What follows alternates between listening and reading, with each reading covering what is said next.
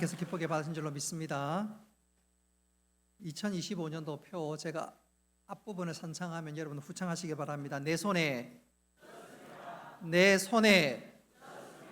올 한 해 한 달 정도밖에 남지 않았는데 기도하고 마음에 소원한 모든 것들 하나님 주신 은혜로 넉넉히 승리하고 또 하나님께 예비하신 걸 누림으로 축복의 통로가 될 뿐만 아니라 감사 제목이 풍성한 우리 모두가 되시기를 주님의 이름으로 축복합니다. 오늘 이 시간 우리는 보배를 담은 질그릇입니다 라는 제목으로 말씀을 전하도록 하겠습니다.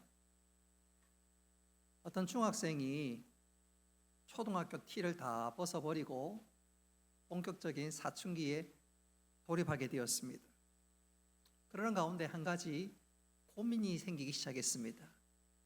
머리가 커서 그런가, 사춘기가 되어서 그런가 몰라도 쓸데없는 나름대로 고민을 한 가지 하게 되었는데, 나는 무엇일까? 나는 누굴까? 철학적인 질문을 스스로 던졌습니다. 아무리 생각해도 답을 찾을 수 없어서 선생님에게 물었습니다. 진지하게 물었습니다. 선생님, 도대체 정말 나는 누굴까요? 학생은 선생님께서 좋은 대답을 해주시리라고 기대했는데 선생님의 반응이 의외였습니다. 선생님께서 야, 이 녀석아 이리 와 하더니 군밤을 때리면서 하시는 말씀이 나란 무엇이냐고? 아직도 그건 몰라? 나는 1인칭 대명사다. 나는 1인칭 대명사다. 우리 스스로 한번 좀 생각해 봤으면 좋겠어요. 나는 과연 어떤 존재인가? 특별히 내가 그리스도인으로서 나는 어떤 존재인가? 스스로 자문자답하는 것이 필요합니다. 그도 그럴 것이 우리가 나 자신을 잘 아는 것 같으면서도 의외로 나를 잘 모를 때가 많습니다.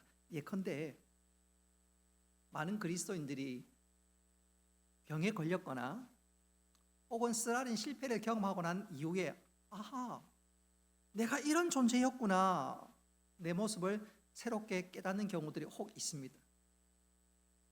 제가 아는 어떤 집사님은 장례식이 진행되고 마쳤는데 장례식 내도록 눈물이 안 나더라 합니다. 그래서 내가 이렇게 감정이 메마른 사람이었는지 자기 스스로 놀랐다고 합니다. 자, 이런 거 보노라면 이 땅에 많은 사람들이, 아니 적지 않은 사람들이 내가 어떤 존재인지를 모르고 한 걸음 더 나아가서 목적 없이 살아간다는 것을 반증하는 것이 아닐 수가 없지요. 그런 측면에서 나는 어떤 존재고 나는 무엇인가 제대로 아는 것, 또 분명한 답을 찾는 것은 너무나 중요하고 또한 필요한 일입니다. 특별히 그리스도인으로서 내가 누군가를 제대로 알 때 바른 정체성을 가지게 되고 온전한 믿음의 경주를 할 수 있게 되는 것이지요. 그런 측면에서 오늘 이 말씀은 내가 누구고 내가 어떤 은혜를 받았고 내가 어떤 삶을 살아가야 하는지 바로서 보여주는 이정표요 시금석이 되는 말씀이기에 한 해를 결산하고 또 새해를 준비하며 또 각 기간 총회를 앞두고 있는 이 시점에 참으로 중요한 말씀이 아닐 수가 없습니다. 자, 오늘 짧은 이 구절에서 말씀은 우리에게 세 가지 중요한 교훈을 던져주고 있는데, 첫째는 우리 자신을 향해서 이렇게 말씀합니다. 우리는 질그릇 같은 존재다 말씀하고 있습니다. 자, 우리 7절 말씀 같이 한번 읽어보겠습니다. 시작. 우리가 보배를 질그릇에서 가졌으니 이는 능력이 심히 큰 것이 하나님께 있고 우리에게 있지 아니함을 알게 하려 함이라. 아멘. 여러분 7절을 다시 한번 보십시오. 7절에 보니까 사람을 질그릇과 같은 존재다 그렇게 말씀하고 있습니다. 자, 우리는 어떤 존재라고요? 질그릇 같은 존재라고 말씀합니다. 여러분 질그릇은 진흙으로 빚어서 잿물을 입히지 않고 구운 그릇을 말합니다. 그러니까 이 질그릇을 가르쳐서 한번 따라하겠습니다. 흙그릇이라고 이야기합니다. 이 질그릇은 자기 그릇은 굽는 온도가 1300도, 1400도인 반면에 이 질그릇은 그것의 절반에 해당되는 600도 혹은 700도에서 800도 사이에서 굽기 때문에 자기 그릇과 비교해 보면 여러 가지 측면과 여러 가지 모습에서 부족한 것이 많습니다.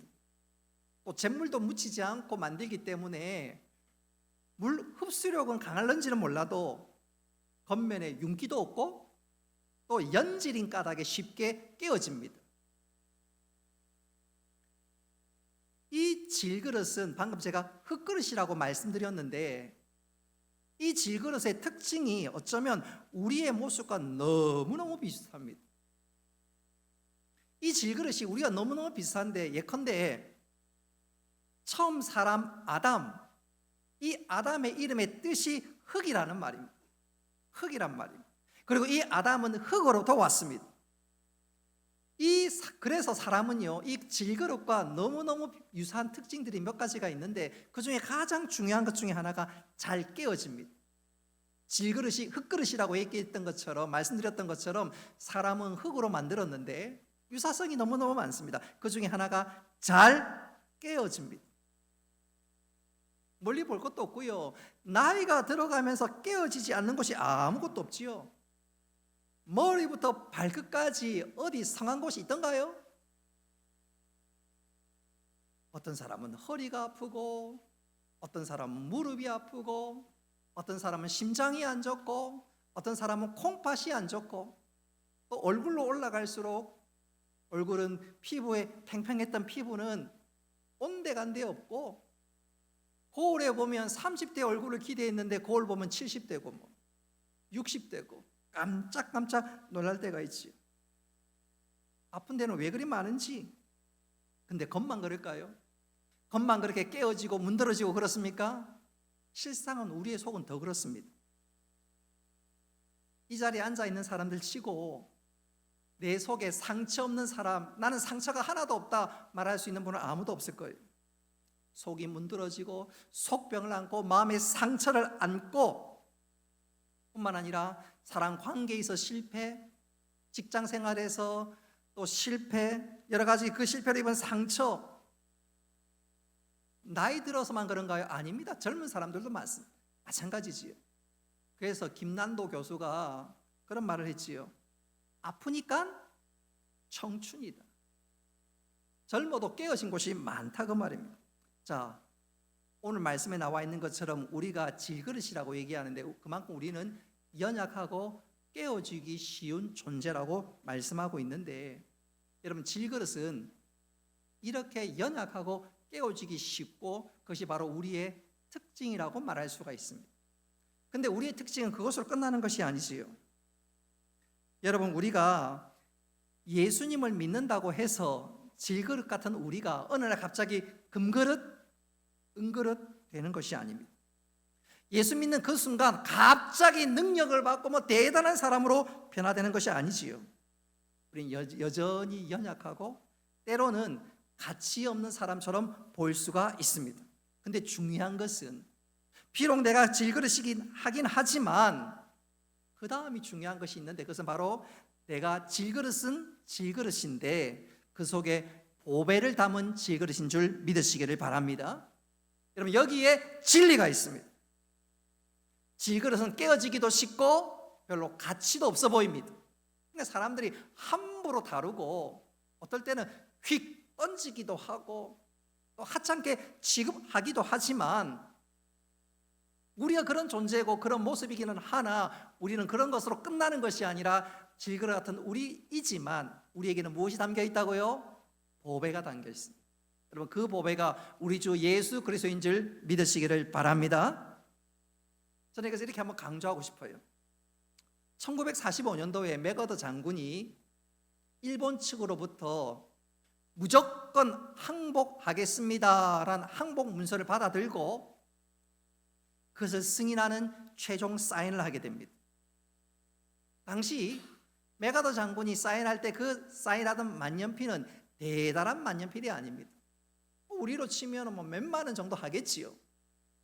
그런데 그 별것 아닌 그 만년필이 경매에서 수십만 달러에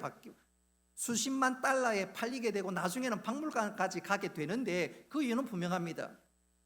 별로 대단치 않고 주목받지 않는 그 만년필에 뭐가 담겼습니까? 역사적인 의미가 담기니까 함부로 굴러다니지 않고 박물관에 모시고 사람들 저게 저거구나 고개를 끄덕거리게 됩니다. 영적으로도 마찬가지입니다. 여러분, 우리 모두는 질그릇입니다. 근데 그것으로 끝나고 그것으로 평가받는 것이 아닙니다. 우리 안에 누가 담겨 있다고요? 보배 대신 예수 그리스도가 담겨 있습니다. 할렐루야. 그래서 우리는 더 이상 가치 없는 존재가 아니고 별 볼 일 없는 존재가 아니라 하나님께서 우리를 귀하게 여기십니다.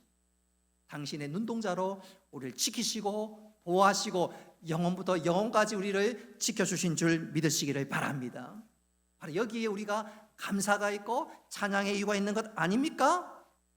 이제부터 나는 질그릇이다, 나는 흙그릇이다, 가치 없다, 별 의미가 없다 낙심하지 말고 오히려 내 안에 있는 보배를 담은 질그릇인 것을 기억하면서 우리 넘치는 감사와 감격 가운데 살아가는 우리 모두가 되기를 주님의 이름으로 축복합니다. 오늘 두 번째로 우리들에게 주는 교훈이 있다면, 비록 우리는 질그릇이고 형편없어 보이지만 보배 대신 예수 그리스도를 담음으로 우리는 놀랍게 우리의 삶이 달라진다는 것입니다. 자, 우리 8절로 9절 말씀 같이 한번 읽어보도록 하겠습니다. 시작. 우리가 사방으로 우겨쌈을 당하여도 쌓이지 아니하며 답답한 일을 당하여도 낙심하지 아니하며 박해를 받아도 버림받지 아니하며 거꾸로 뜨림을 당하여도 망하지 아니하고. 자, 오늘 8절과 9절을 자세히 한번 보십시오. 우리가 예수를 믿어도 우겨쌈을 당할 수 있습니다. 우리가 신앙생활에도 답답한 일을 당하게 됩니다. 심지어 박해를 받기도 하고 때로는 거꾸름을 당하는 그런 안타까운 상황에 처할 수도 있습니다. 그러나 우리는 그 어떤 상황에서도 우겨쌈을 당해도 쌓이지 아니합니다. 할렐루야. 답답한 일을 당해도 낙심하지 않습니다. 박해를 받아도 버림받지 않고 거꾸림을 당해도 망하지 않습니다. 그 이유는 분명합니다. 우리 안에 능력의 원천이 되신 예수 그리스도가 함께 하시기 때문입니다. 그리고 그 예수님께서 우리가 당하는 모든 일 넉넉하게 이기게 하시고 피할 길을 주시고 마침내 반석 위에 든든하게 세워주신 줄 믿으시기를 바랍니다.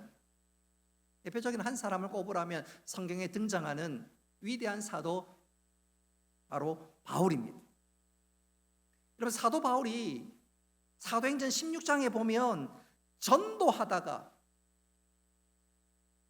특별히 귀신 들린 여인을 예수 그리스도의 이름으로 쫓아내었으면 박수 받아야 될 일이 아닙니까? 귀신 들린 일로 인해서 너무너무 형편없이 살았던 한 여인을 고쳐주었으니까 잘했다고 칭찬해 줘야 되지 않겠습니까? 근데 오히려 그것이 바울과 실라를 감옥에 가두는 계기가 되었으나, 우리 같으면 내가 주의 일을 했는데 결과가 이게 뭡니까? 낙심할 만도 한데 바울은 그러지 않았습니다. 실라는 그러지 않았습니다. 오히려 하나님을 찬양했습니다. 그때 하나님께서 놀랍게 역사해 주셨고 오히려 그것이 반전의 기회가 되어서 빌립보 지역에 교회가 세우는 놀라운 일들이, 은혜로운 일들이 일어났습니다. 그것뿐만인가요?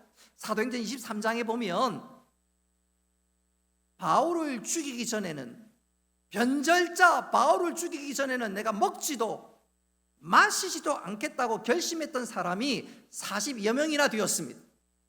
사도 바울은 그야말로 테러의 위기에 처했습니다. 그러나 사도 바울은 전도자의 사명을 당당히 걸어갔습니다. 그 이유는 분명하지요. 내 안에 계신 보배 되신 예수님, 그 예수님을 증거해야 되겠다는 사명감, 그리고 내 달려갈 모든 길들을 하나님 책임져 주겠다는 확신, 바로 그것이 사도 바울로 하여금 흔들리지 않고 믿음의 길들로 나아갈 수가 있었습니다. 사도행전 또 27장에 보면 사도 바울이 지중해 한가운데를 가고 있는데 유라굴로 광풍을 만났습니다. 그야말로 죽을 지경입니다. 성경에 보면 구원의 여망이 없어졌더라 그랬습니다. 모든 사람이 끝났다. 모두가 낙심하고 얼굴을 숙이고 걱정 염려하는 가운데 사도 바울은 오히려 당당했습니다. 하나님께서 사도 바울에게 찾아와가 하시는 말씀이 네가 로마도 보아야 하리라. 하나님 나를 붙들고 계시구나, 인도하고 계시구나. 무엇보다 내 안에 보배 되신 예수 그리스도를 모시고 사니까 흔들리지 않고 오히려 더 믿음의 경주를 잘 감당할 수 있었던 것이지요. 그렇습니다. 사도 바울 될 수 있었던 이유, 그가 위대한 전도자가 될 수 있었던 이유는 딴 데 있는 것이 아니라 그 심령 안에 보배 되신 예수 그리스도를 모셨기 때문인 줄 믿으시기를 바랍니다. 그런 측면에서 보면 우리 주위에 신앙생활하다가 낙심하거나 실망하는 사람의 이유는 분명합니다. 보배 되신 예수 그리스도, 나와 함께 하신 예수 그리스도, 내 삶을 인도하시는 그 예수 그리스도를 바라보지 않고 자꾸 나 자신이 질그릇이다, 그것만 집중하기 때문에 그렇습니다. 근데 그게 아니라 내가 비록 질그릇이지만 나는 보배를 담은 질그릇이다, 그거 명심하고 확신할 수만 있다면 낙심이 뭡니까? 절망이 무엇입니까? 오히려 하나님께서 우리 가운데 역사하실 것을 기대하면서 소망 가운데 즐거워할 수 있게 되는데 우리 모두 그렇게 될 수 있기를 주님의 이름으로 축복합니다. 우리 가운데는, 우리 심령 안에는 보배 되신 예수 그리스도가 있습니다. 중요한 것은 그 보배 되신 예수 그리스도 안에는 큰 능력이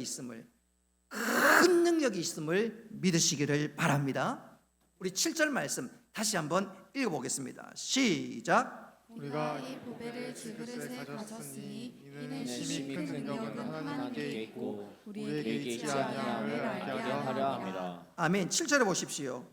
예수 안에는 심히 큰 능력이 있고. 여러분, 세상에 그 무엇도 우리 주님 앞에 주님을 이길 자가 없는 줄 믿으시기를 바랍니다. 심지어 사망도 주님을 건드릴 수가 없습니다.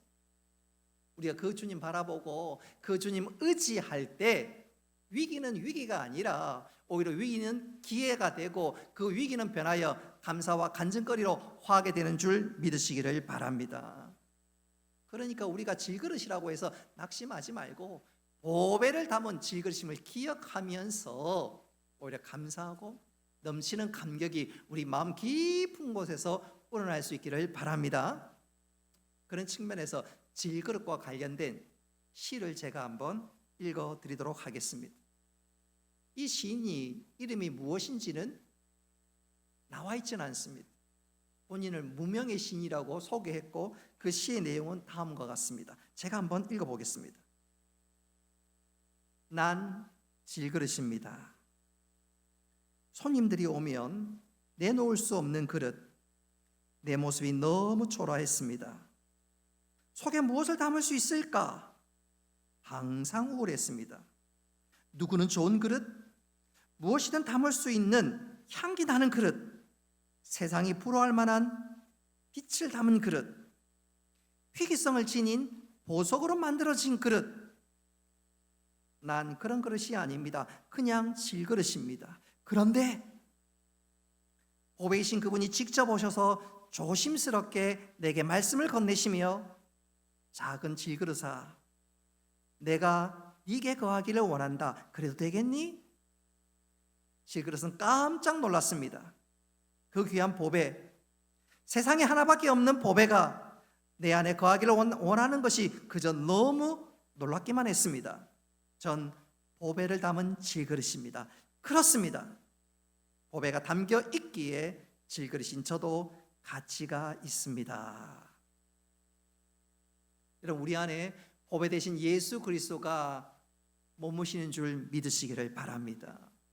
그래서 그 보배 되신 예수 그리스도는 우리를 귀하게, 가치 있게, 존귀하게 만들어 줄 뿐만 아니라 우리가 어떤 일을 당하든지 넉넉하게 이길 수 있게 하신다고 약속하셨습니다.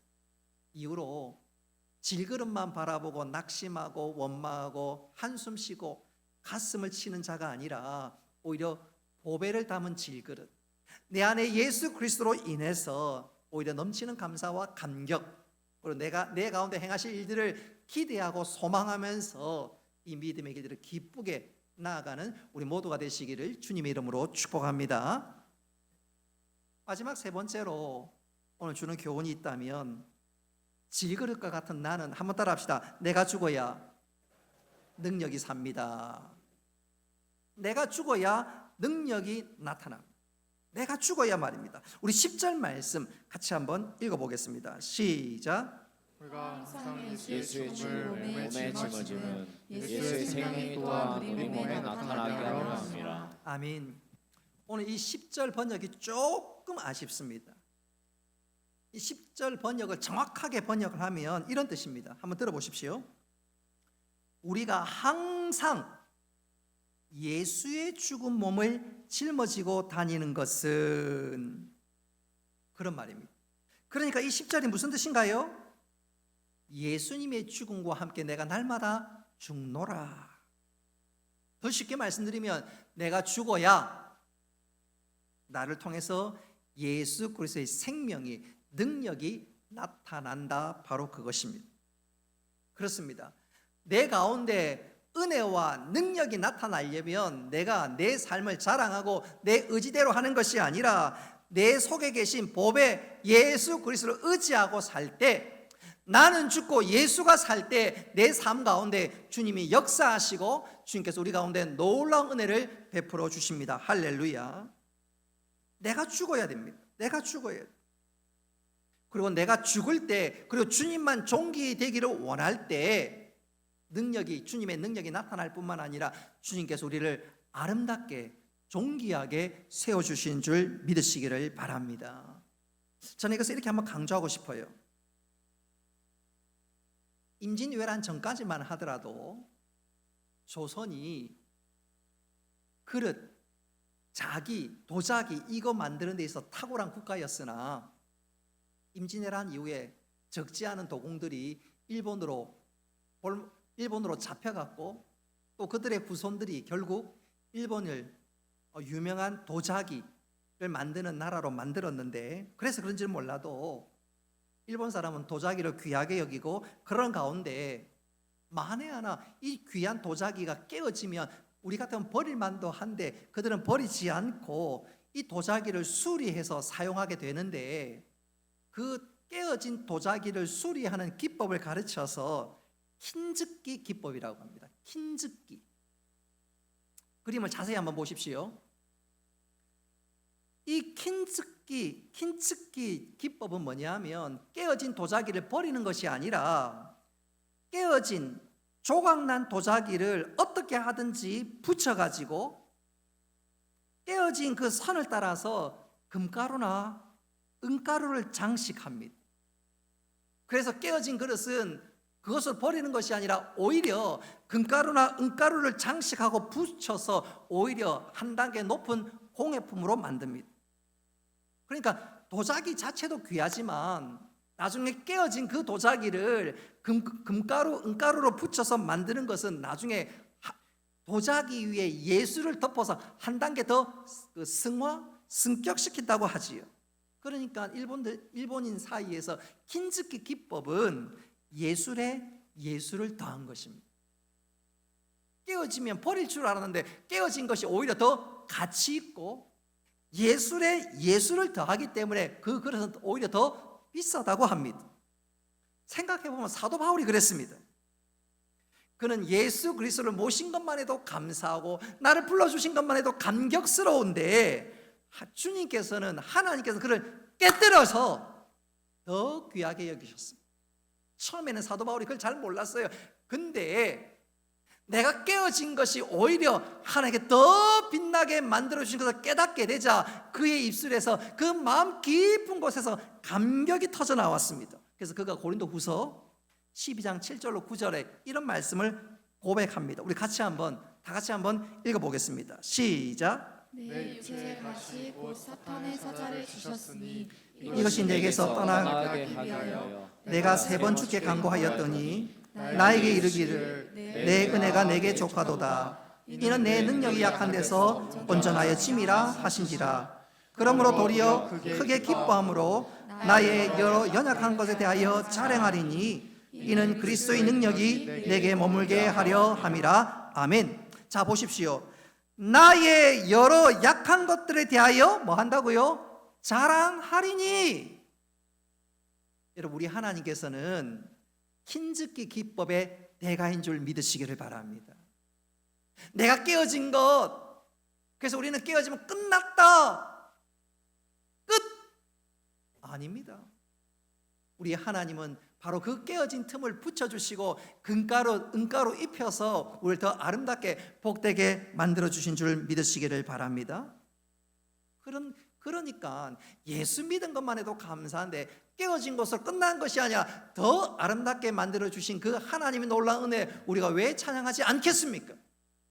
우리 가운데 목사님 진짜 요즘에 죽을 맛입니다. 목사님 진짜 제가 위기를 당했습니다. 그러나 우리가 답답한 일을 당하여도 꼬꾸려짐을 당하지 않고 우리가 어떤 위기를 만나도 망하지 않음을 믿으시기를 바랍니다. 깨어지셨습니까? 주님께서 당신의 예수 그리스도의 보배로운 피로, 당신의 은혜로 우리를 새롭게 만드시고 빛나게 만들어주신 줄 믿으시기를 바랍니다. 그러니 왜 찬양하지 않겠습니까? 오늘 총회 있지요. 각 기관 총회 있지요. 아이 목사님, 내 받은 상처가 얼마나 많은데 내년만큼은 못하겠어요.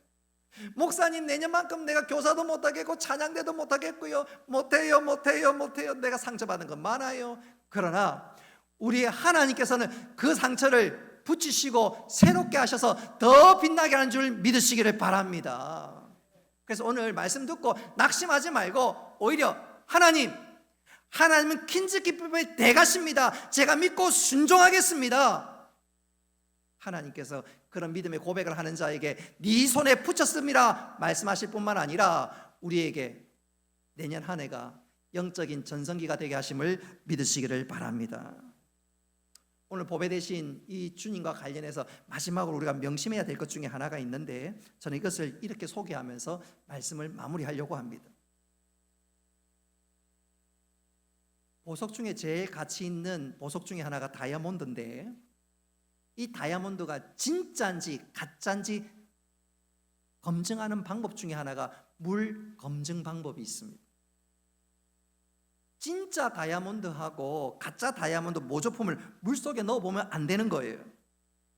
진품은 물속에 넣으면 물속에서 계속해서 반짝반짝 빛이 납니다. 광택이 납니다.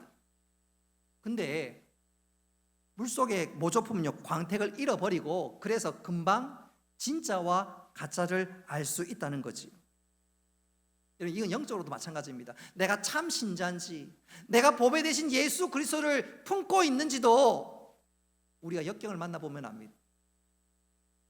가짜 신자는 거기서 절망하고 예수님 부인하고 떠나버립니다. 그러나 참 신자는 어때요? 참 신자는 어때요? 자, 오늘 읽었던 말씀 8절 9절 한번 보십시오. 여러분 성경을 직접 한번 열어서 보십시오. 보배를 가진 참 신자는, 보배를 품은 질그릇은 8절과 9절을 보십시오.